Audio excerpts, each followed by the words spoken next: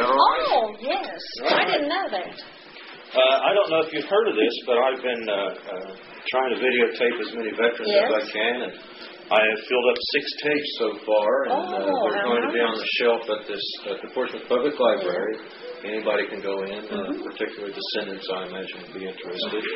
But if you'd like to speak for your father and tell me a story about him, I'd appreciate it. What is your name first? June Allen Meade. June? Yes. I was an Allen. And last name Meade. And your date of birth? Well, something September. approximate. No, I'll give you the exact date. 9/24, 23. We're the same age. And you are speaking. Let me write this down. And maybe her brother too. Yeah. Well, we'll get his name down here. You're speaking for your father. Would be Alva. Whose name is what? ALVA. ALVA. Alva. J. JAY. Just an initial J. Did he have a middle name? John. Allen. Allen. And his date of birth? December the 14th, 1896.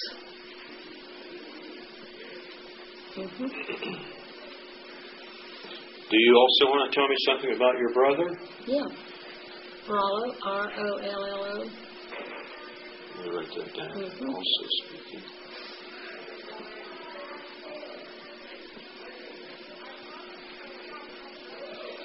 And what was his name? Allen. Rollo, R-O-L-L-O. R-O-L-L-O. No middle initial. Allen. When was he born? May the 13th, 1922. Okay.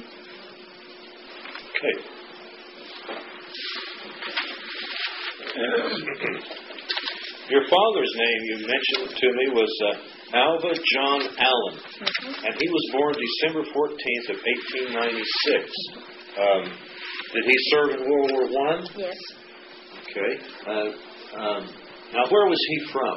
Medford. Medford, Ohio? He was born and raised out there. What were the names of his parents? George Wesley Allen. And Susanna Wilson Allen. She was his mother. Was her maiden name Wilson? Is that? Yes. Okay. Now, do you know the names of your grandparents on your father's side? What are their names? Now who's? Your grandparents on your father's, in other words, your father's father. Well, that would be George Wesley Allen would be my grandparents. Okay. And who were the names of your parents of your mother? Lewis Warren, W-A-R-R-E-N. Okay. And Margaret Garrett Warren. Okay. Because my mother's father and mother. Now, your mother and father, of course, there was you, and there were other children, too. How many children did your mother and father have? Just my brother and I. Okay. And your brother's name was Rollo. R-O-L-L-O. Okay. Now, tell me something about your father. Okay. Excuse me. My father was, he had graduated from Athens University, was going to be a teacher, and later I guess he did that, but he was going to Athens, and my grandfather and grandmother was writing to him back and forth at Athens, and one time they got a letter from Fort Thomas, Kentucky. He said he had joined the Army. And let me get this straight. They're riding to Athens all along. He was up there. Yeah. While he was there, and then suddenly they get this letter from Fort Thomas, Kentucky, and he said he had joined the... What year was that? It would probably have to be early 1918, I would think, from the things I've been looking at. Okay. And he used to tell me, but I didn't think I was ever going to have to remember. I thought my memory was going to be better. You didn't know there'd be a test, did you? True. I always study for tests, but not this time. Well, what was the reaction of his parents? Well, I did have a letter there. I got a letter from my dad. My aunt gave me, and I think my aunt had some letters. And we kept everything. We always kept everything. I wish I was like him and not keep nothing, but we keep everything. And I did have a letter where he wrote to his parents and told them, and I guess they was actually happy, but that he did that. And then he's in Plattsburgh, New York, and he always told me that when he went to France, that they was 13. There's 13 letters in his name, and he said there's 13. He always said 13 was his lucky number because 13 was the 13 ships in the convoy when they went over. And my cousin, she's out to Heartland right now, and she'll be 100 years old this coming Saturday. What was her name? What is Ethel her name? Van Fossen. Ethel Van. Fossen. Spell her name. V-A-N. Capital F-O-S-S-A-N. Okay. And her husband's name was Alf. Mm-hmm. And he was in World War I also. And he and Dad found out later. They didn't know one another then, but they both went over in that same convoy. Interesting. And so I've got so many pictures that I've been going through, and we all neglect fixing them up. And but he was over there, and I remember him telling me that so many times that he said when Armistice Day came, the 11th of November, said they'd begin to hear the guns not shooting as much, and they kept getting lower and lower, and they didn't know what was coming off, and then later learned that the armistice had been signed that day. And then he come out of World War I. Now he was in the Army. Now, Signal Corps. Signal Corps is what I was going to ask you. Was he attached to any particular unit that you remember, or what did I say that was? 32nd Division. Something like that. 32nd Division. And was he in combat? Well, he said they laid the lines down between the enemy and us. That's pretty close to the other guy, yeah. And was he wounded? Not that I know of. And did he have any medals or decorations from that first war? He had one, and I don't know where it is. It's probably in some of the things yet out to the house. He had one that he was very proud of, and I'm pretty sure I told the undertaker to take all metal, is the way I said, and he had this one in his pocket, and when he'd go someplace it was attached there, but he'd just take it out so he could show it to people, But he joined, I said I didn't know which come first, him join the National Guards or he and Mom getting married, but anyway, he and Mom was married August the 10th of 1921. So then he got out of the Army. Did he join the National Guard? He joined the National Guard sometime right around after he got out. Oh, okay, I see. And he'd be out like probably early 1919. Was that the Ohio National Guard? Yes. Okay. No, when he first went in the service, but then later when he joined the National Guard, it was the Ohio National Guard, 37th Division. I see.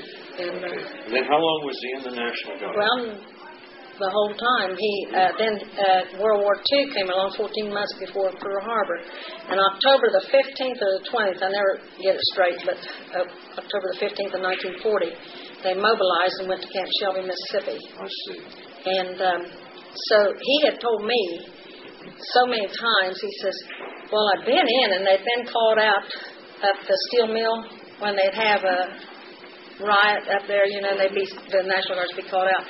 And he says, well, I could get out. My brother and I was in school, and he says, well, I could get out because he's married and had children.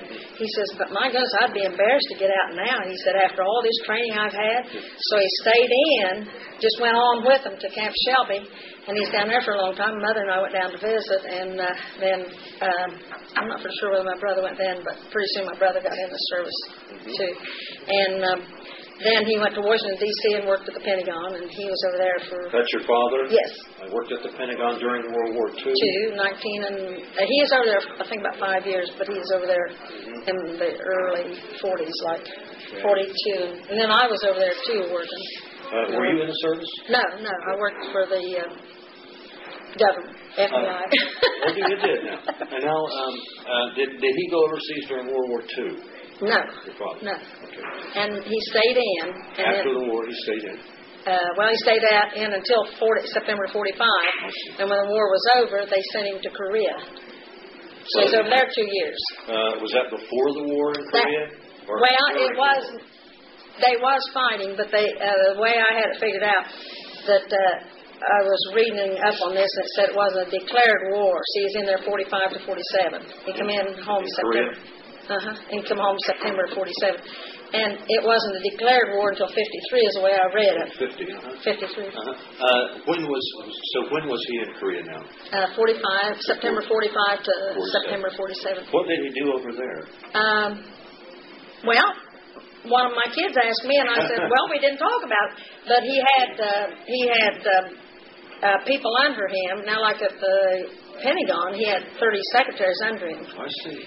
And then when he went to Korea, he had his interpreter, one of the Korean men. And later this guy got married, and my father stood up with him, you know. Wow. And so then he had several people under him there, but I don't know exactly what you would say, you know.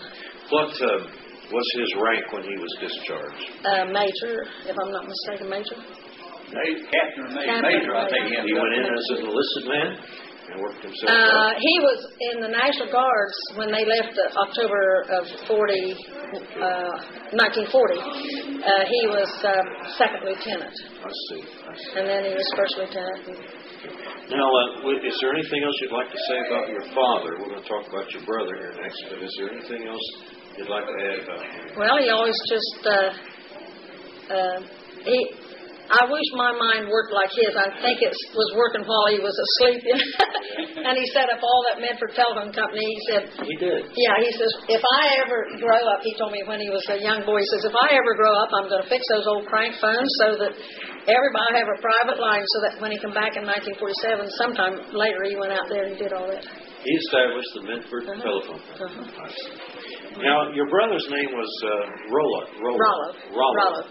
R-O-L-L-O. Yes. And when was he born? You gave me that. I gave you that. May the 13th, 1922. 22 is correct. Now, was he in the Second War? Yes. Okay. And was he in the Army? He was in the Army Infantry, and ever since he's a little kid, he'd build those little model airplanes, you know, with toothpicks and things, and he wanted to be a pilot so bad, so finally he got to be a pilot. But the time he got his education and became, my mother and I went to Columbus, Mississippi to his graduation when he became a pilot. And by the time that, I think that's in 44, and then by the time he got prepared, they was in Lincoln, Nebraska, and they was waiting to be called. He already had his crew up and everything, called to go overseas, but the war was over by the time they got that. Then did he stay in the service, or did he get out? He came out, and he was here for just a short time. I don't know. He was still signed up in... He was in the national, or what do you call it? Air. He was in the Army or Air? Army. Then it was called Army Air Corps. Air Corps, Army Reserve. And then he went back in August of 1955. And went to Kinston, Kinston, North Carolina. And then he was in, how's he always says, he says 40 years, but 30, 35 years or 40, I don't know how long he was in. And he came out as a lieutenant colonel. Well, he transferred to big cargoes, flew cargoes all over the world. When was he discharged? Oh, gosh. I guess it wouldn't take me too long when I get home to call him and ask him to tell you. Where is he now? He's in Atlanta, Georgia, and he's been down there for several years. He retired at Dobbins. Dobbins Air Force Base. Okay. Well, is there anything else you'd like to say about your brother? Well, he's a very patriotic guy. We all are. That's what I'm in now is World War I, but people like Dad died 20 years ago. So many of our guys, and I just came back from, in the first part of September the 9th to 14th from Minnesota, Bloomington, Minnesota. We was across the highway from the Mall of America. And we had a World War I man to come in to visit us, and he's 104 years old. They brought him in a wheelchair. And our past national president, Pat Schoen, she gets a microphone, and he was right there close to me anyway because I'm always on the floor, got my white dress on and everything. And he says, "What am I doing here?" And she says, "Alex said you're here." She says, "This is World War I auxiliary, and we didn't have any men because our national president or commander just died, and he was planning on being there, and he was 100 years old." They're all sharp as a tack. And so she says, and we had you to come out here because we were so proud of you being 104. He says, "Well, my, isn't that nice?" And I talked to him, and I told him my dad was in World War I, and that's the reason I was there in World War II. He said, "Gee, isn't that nice?" And he's as sharp as a tack. Is there anything you'd like to say to the people watching this 100 years from now? Oh, my goodness. Hang in there and do whatever you can do for the country. Bring that, Charlie. I want you to both to get together there so we can have a shot of you together.